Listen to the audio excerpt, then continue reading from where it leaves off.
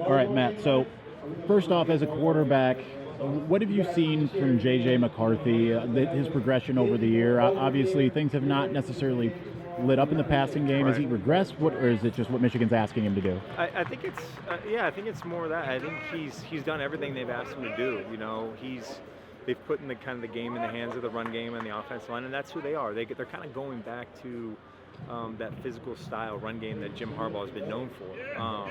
I will say this, this game will come down to, I think, if he can make enough plays in the pass game. We've been kind of saying it all year. They haven't had to do it. JJ has done a great job. He's young. He's getting better. Last couple games, he's struggled. Completion percentage has been down. This is going to be a challenge on the road. 100,000 people in this type of game, and especially with the just injuries that they're dealing with on the offensive side of the ball. There's no doubt that he has the talent to do it. I think his legs could be a big factor in this game because he's a great runner. But yeah, he's done extremely well to this point. His team's undefeated. That's all you can ask for. Now he's going to have to rise probably above what he's played and take this team on his back, which is exciting. It's a good opportunity for him. What do you think is going to be the biggest challenge for that offense coming into this stadium, playing on the road? Well, a couple things. I mean, one, the crowd noise is always huge in this game. It was a factor in Michigan's win last year. So how do you negate that? You got to start fast. You got to take them out of it. That's hard to do. And then I think the biggest thing too is just the health of the running backs. Blake Corum, Donovan Edwards, those guys. Blake Corum is a legit Heisman candidate. He's the real deal. And again, he may be okay to go, he may not be. We don't know at this point right now.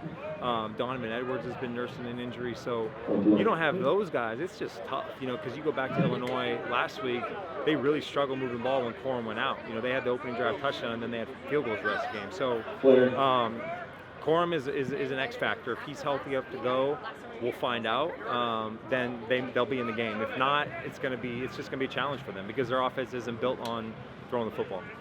Now, if, say, Corum is either unable to go or he's limited, can Michigan still find a way to win in your eyes, or is that? Of course they can. They got, in my opinion, the best offensive line in the country.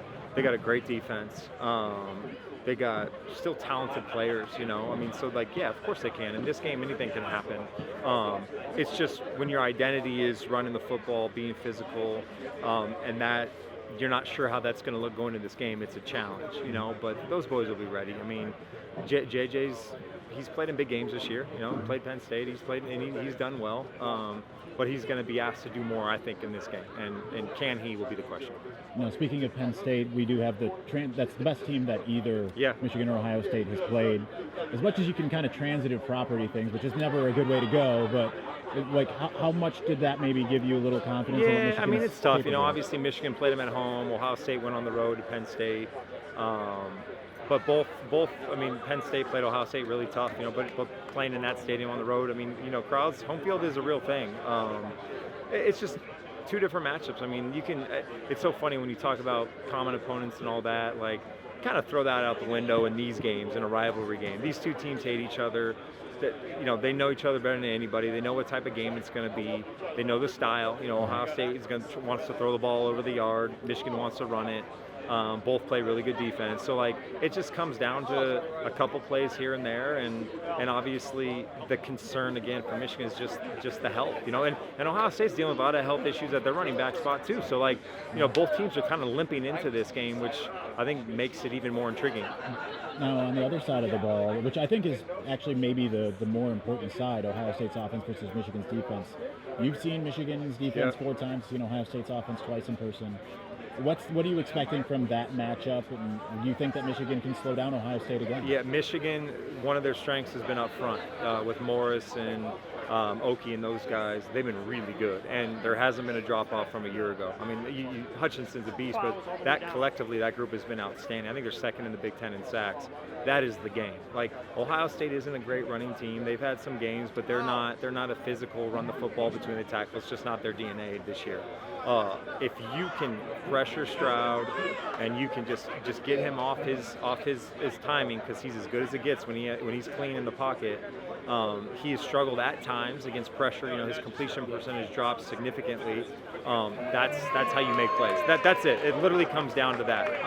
If they can't get to him and he can get the ball out, it'll be a long day for that defense.